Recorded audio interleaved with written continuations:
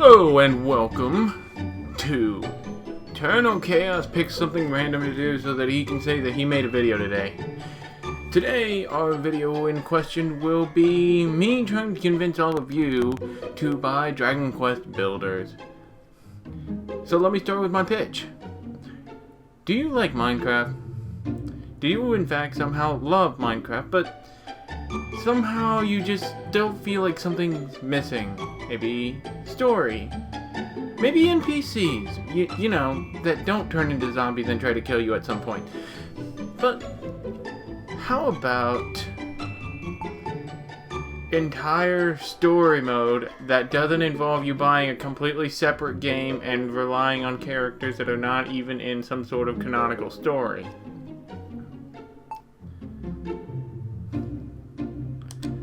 Today I'm going to show off the Terra Incognita, which is basically just Minecraft.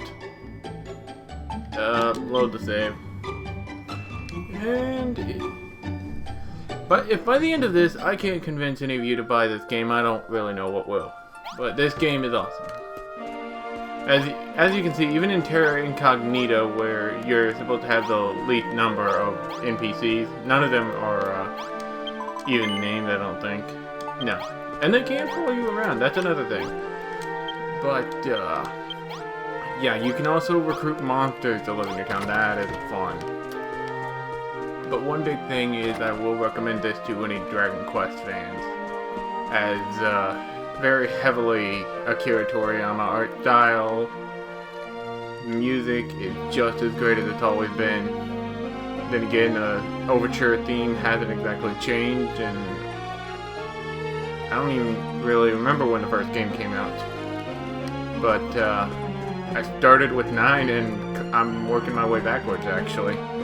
So I got Dragon Quest 9, Dragon Quest Heroes, and then I got Dragon Quest Builders actually I got it only a couple of weeks after it came out.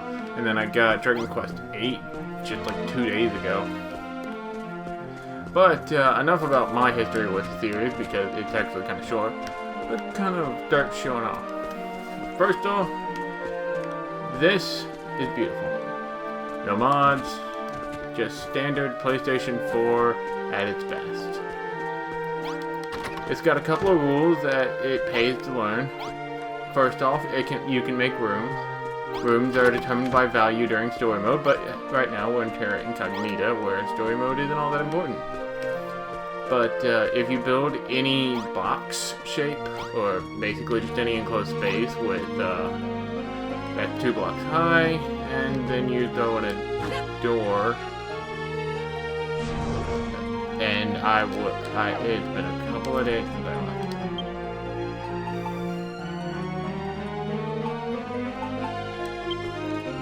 Right, because I don't have it yet. Do I have a chest somewhere. I don't have a door. Well, now's a good time to show off the crafting system, I guess. It's quite simple. It's kind of like if you've ever played the console version of Minecraft, you'll understand exactly how this works. It tells you what you're going to need to build it, you spend those resources, you make yourself a door. As you can see, this is my home base. In Terra Incognita, you always spawn around this flag. So I basically just built a giant base around this flag, and it's still going. I'm building out over here, over towards this way, and all that stuff out there is pre-built. So that house over across that on that island, and that building over there. Actually, that might be an internet building. I do know that. Basically, there are these zones that are surrounded by these special rocks like this, and over there's some ways that you can use the internet to basically see other people's creations within these zones. I believe over there's like 5, 3, it's somewhere between 3 to 5. I don't remember without going over there. I'll show it off later. But basically, right now, I can put down a door, and this place is turned into a room. This would be shown off better in story mode, but in story mode everything's with points, so yeah, that's why it's better shown off there. But I don't really need to go through all that.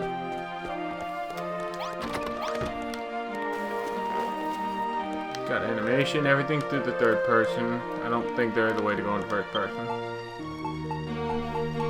This game does have multiplayer, I just don't remember exactly how it works. Hold on. What's going on? Something will be right. Oh, because I'm in a different zone. Yeah, this is the menu I was looking for earlier. As you can see, I've got a hammer. The hammer is basically your pickaxe, a shovel. It's everything. It destroys dirt in one shot. Yeah, this is definitely from the internet. Somebody has a lot of time on it.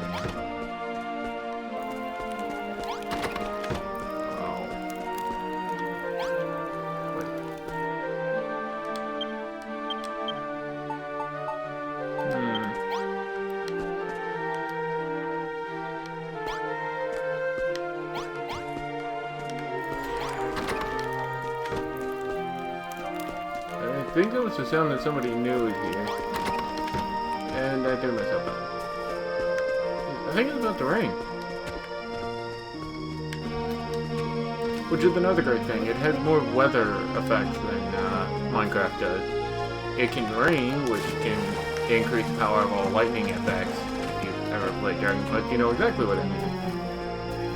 It plays like a standard RPG, except you're the builder, you're not the hero, so you don't level up by killing things. Now, what did I come back here for? Oh, I was gonna check to see if anybody had actually shown up. And now that it's dark, nope. You're probably thinking now that it's dark, because it's like Minecraft, monsters come out. No, monsters are out at all times. Except in Terra Incognita, monsters only spawn in certain areas, because this is supposed to be just have fun building. Also, make sure to craft food every now and again. Just like Minecraft, you have a 100% food meter, except this one's only shown by 5 pieces of bread. And as you can see, I've been working out over here too. It would actually pay me to make a roof, but this game is a little weird when it comes to looking inside. Getting inside the building, you have to turn the camera from all the way out here and push it in under the ground and then pull it in. I haven't actually had any roof recipes, but from the intro screen, I do know that they're in the game. And if you ever need it to change from day to night, you just have to sleep. Now, if I could go back.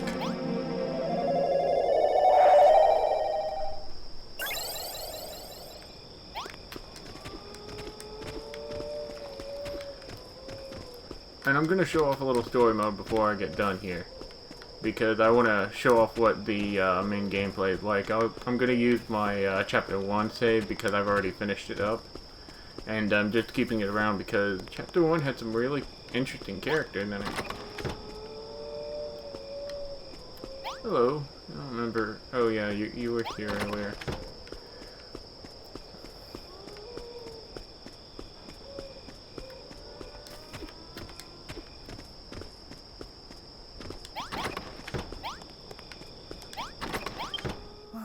And then you sleep, which does not control your spawn point. You'll always spawn in the town. Or in Terra Incognita, you always spawn at the flag.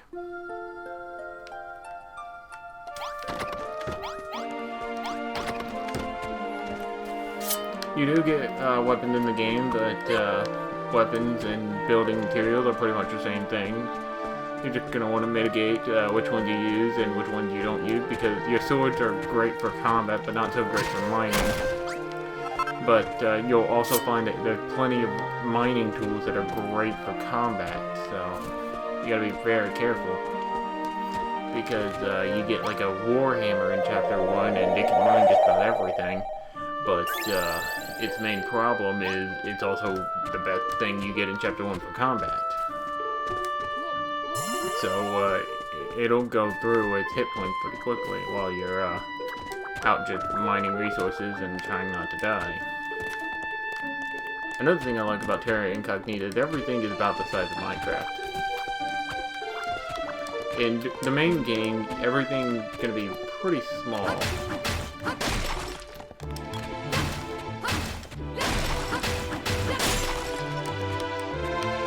And yeah, it'll eventually fall apart. I'll go make me a new one later.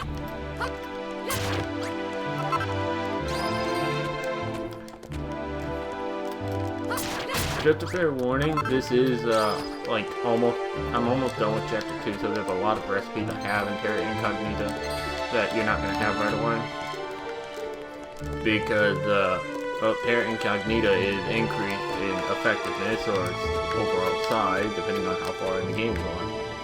And yeah, all the way over there, I can go and see all that. I've actually been over there once before. My only main problem is it's not a go anywhere kind of game. You see all this water? You cannot go past it. This is the main drawback I have.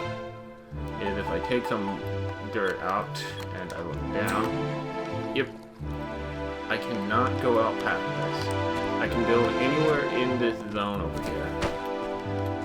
But the moment it goes past where the game has designed for there to be blocks, it immediately tries to shut you down.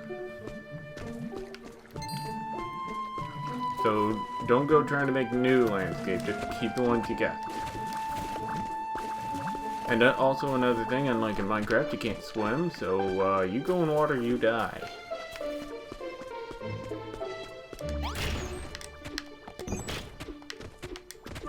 But you're going to get all sorts of cool things. You're going to start off really small, with, or in some cases with absolutely nothing. In Terra Incognita, you start off with nothing. You have to start from the very beginning. Although in Chapter 1, they will start you off with some minor basics, something to get you off the ground.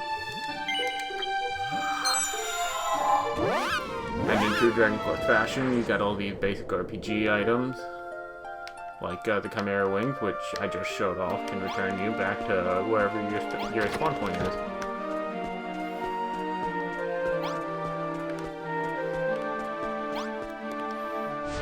And I've got this where I can take a quick overhead view. I actually don't even know how big this area is. I mean, I've gone all the way over here. So, I mean, I know how far north I can go. And I know how far south because they spawned me on the south end. But I've never been to west and east. So maybe one day I'll go over that mountain. But for now, I think I'll save. And we'll move into the main game. Where I can show off building city things. Well, let's just say there's a lot more in the regular version of the game.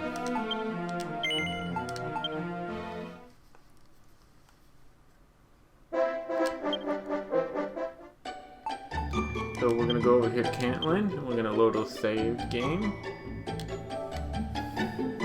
Each of the chapters is on a different save file, so don't worry about overwriting a save to make it a new chapter.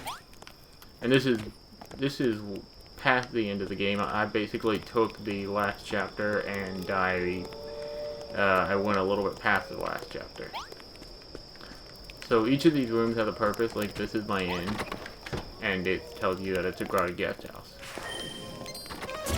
This sign is something that they hand you really early in the game so that you can designate buildings so that all of these NPCs will use it as that building. Like, there's a sign over here in Peppa's room. Well, it's called a private room, but basically, if you put this sign up, only women are allowed in here. And if you put this, only men are allowed in. And I have the fort sign over here, which is an item shop sign. All of these will add certain effects, as you just saw below the sign that says Blacksmith Studio. Okay, where's my sword?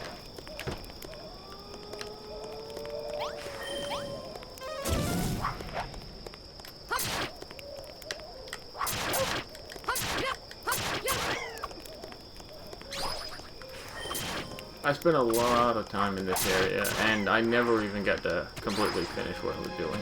And there's all of these teleport stones. The kitchen. Making a kitchen is always very important because they can make food for you. These things are awesome. These things are completely indestructible, and it's a quick push of a button, and then another push of a button, and they're right back down. And nothing can destroy them. Which is actually how you have to beat the boss of this stage, so, learn that. Not what I tried to do. Because what I tried to do, I tried to place them down beforehand, and I actually lost one of them because of that. But they always start you off with a nice area. And as you can see, I bring my Minecraft with me. My motto in Minecraft has always been, if you light your base up like a Christmas tree, then you'll never lose your way. Another thing I keep forgetting in Chapter 2 is that I actually have these boots with me.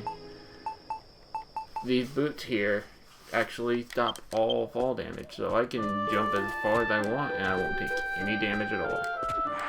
Which is actually really useful in this game because you're going to find yourself building vertically a lot. In fact, it's probably the only way to go. Jump on the side. You're eventually going to reach this point where you've filled up everything because you can only go out to where this light is. You can hear that hiss. When that hiss goes off, you've changed where you are. And be careful of these things, they will attack you. They attack both monsters and players, so be careful. They won't attack your friendly AI, but yeah, everything else with them is very good. And another really cool thing that every Minecraft player wishes that they can do, and it's like a couple of mods for, is up here, there is actually a colossal coffer. And this colossal coffer is really interesting because no matter how far away from it I am, I can just open up my item, and I am opening up my entire colossal coffer. So everything I throw in there, I can actually access anytime I want. So if I go through here,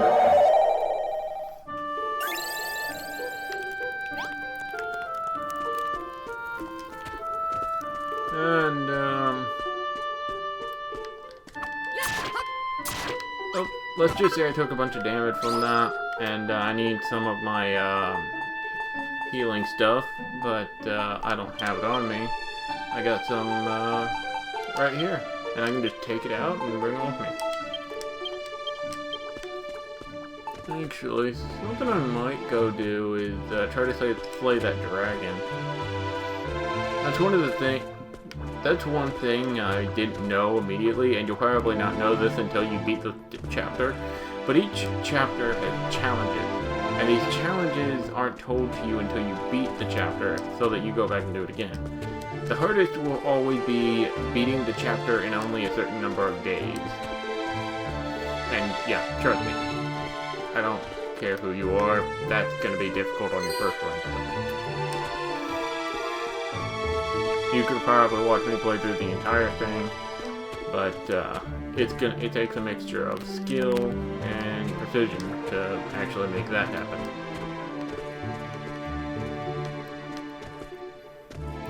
Now, I'm gonna do my Minecraft strategies. Now, where is dirt? Well, let's see. No, don't do sand. Sand's actually pretty useful. There's my dirt.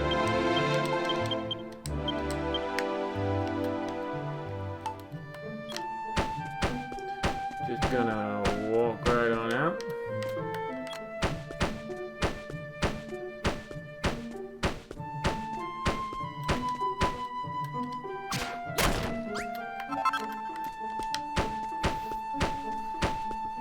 Yep, and it's this simple. It gives me the chance to not have to actually figure out where I put all that stuff that I put down and up so that I can get up there.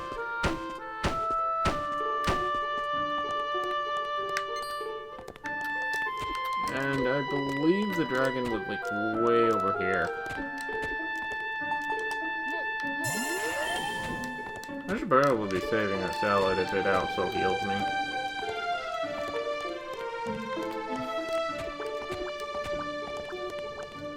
Oh, and I did, you know, I'll explain that later.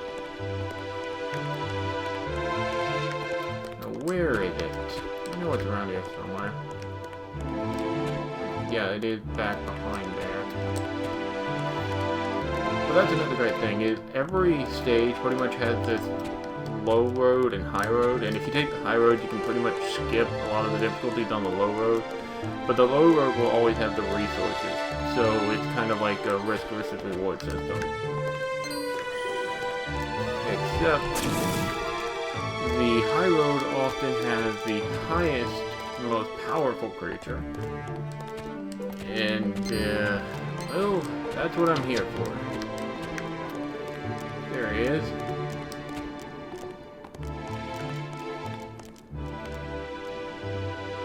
Okay, I apparently never picked up all that sand. I can hear that dragon from over here.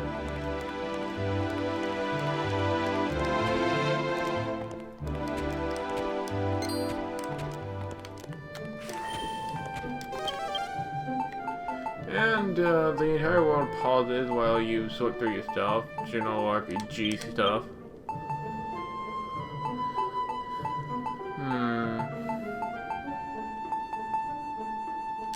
Ooh, let's use the bombs. If I use the bombs, I might actually be able to avoid taking a whole lot of damage.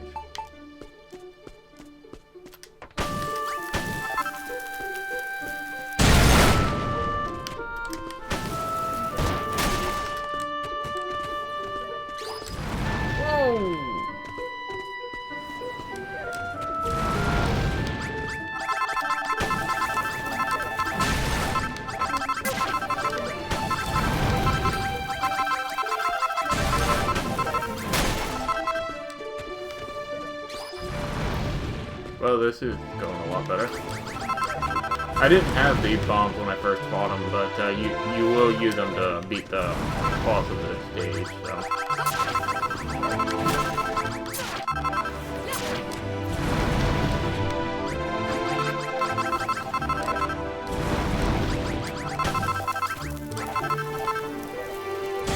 And there we go, dragon down. What's he drop? Fireplace. And as you can see, anything you gather in this part of the world that you can't hold will automatically go in there, which is good because that bar you see on the bottom, that's how much you can hold at first. You don't have a bigger backpack like you do in Minecraft.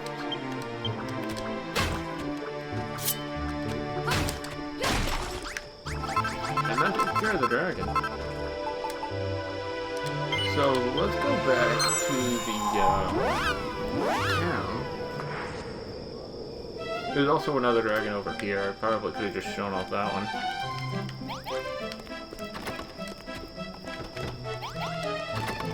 But, I'm gonna pull that fireplace out.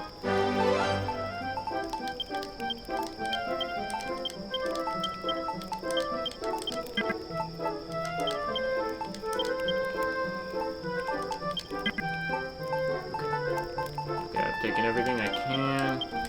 Take that fireplace out. We're gonna stick it right here.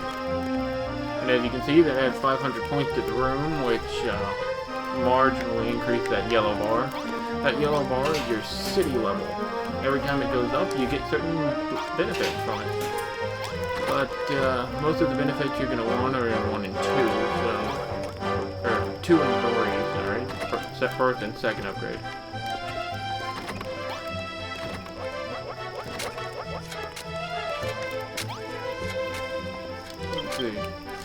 But another one of the challenges for Chapter 1 is to get all the way to City Level 5. Kennel. You and your never sleeping butt need to just go move on. Kennel never sleeps. Ever. He just kind of walks around town and looks for things to kill, so that you don't have to. Now, I've got all these doors because I'm not using them anymore, and I don't think I have anything to do with them.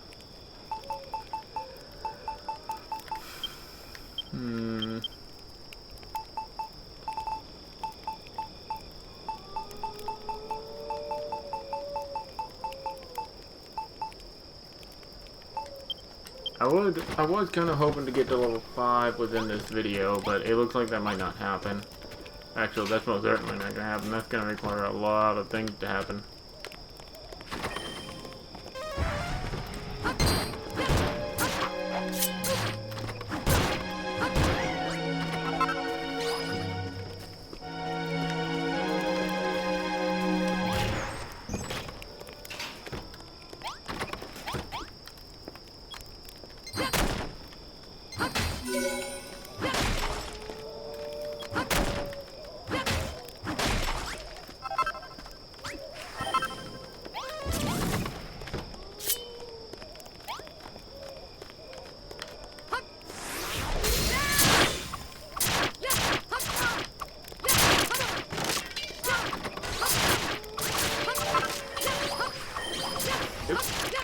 And your, unlike a lot of other building games, your AI companions, or I guess AI civilians, will fight whenever a monster comes near.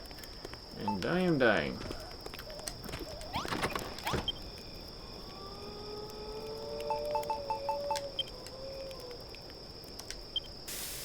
Gonna make me a burger, because those exist in this game.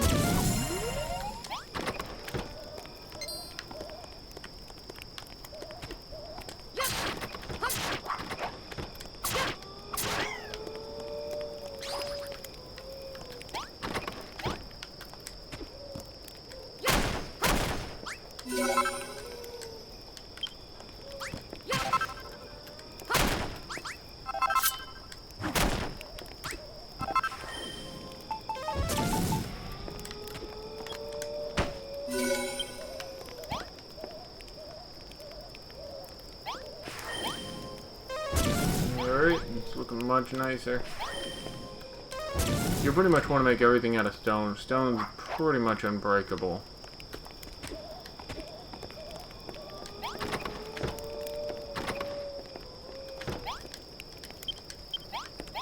And yep, I did make my own room just so that I would have a place to sleep.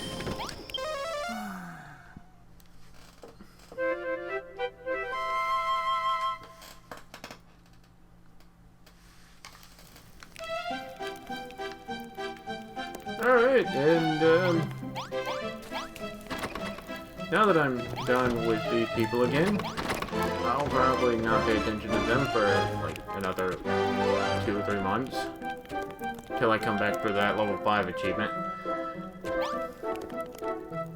But until then, actually I do want to see what this flag looks like at level 5.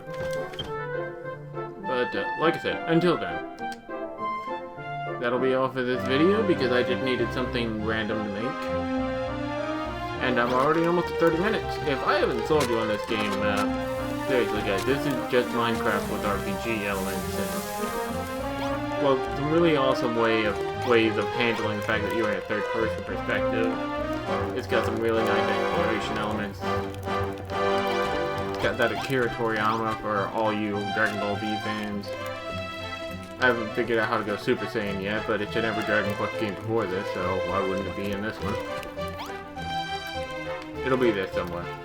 I'll become the Super Saiyan Ultra Mega Builder guy, and then I'm going to build a Saiyan statue with goggles. Whatever. Oh. Okay, that was it. Goodbye, world! I still don't take fall damage. Bye.